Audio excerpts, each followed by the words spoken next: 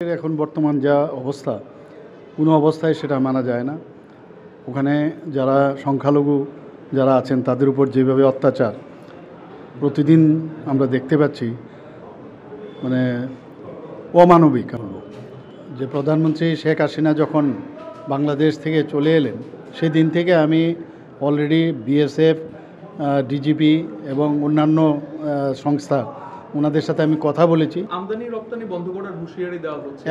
এখন পর্যন্ত আমরা ডিসিশন নেইনি, কিন্তু হয়তোবা আগামী দিন হতেও পারে। প্রণাম করি ডাক্তার ইন্দ্রনীল সাহাকে, যিনি বলেছেন আমার দেশ আগে রোজগার পরে।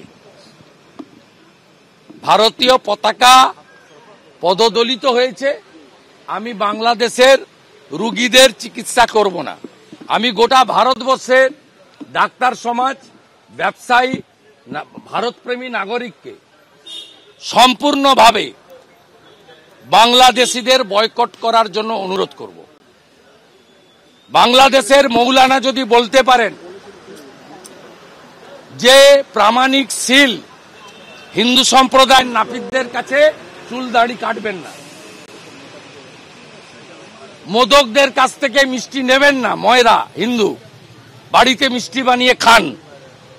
আমিও এখান থেকে ভারত প্রেমীদের বলতে চাই, রাষ্ট্রবাদীদের বলতে চাই, কড়া উত্তর দেওয়ার সময় এসেছে।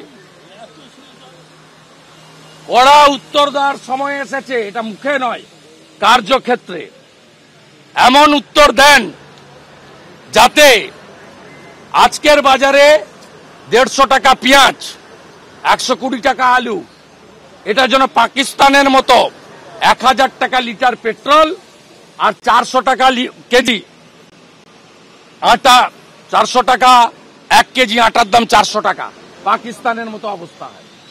বড় বড় কথা, বড় বড় কথা। ফারাক্কার উপর দিয়ে বিদ্যুৎ না গেলে 80 ভাগ জায়গায় এক্ষুনি অন্ধকার।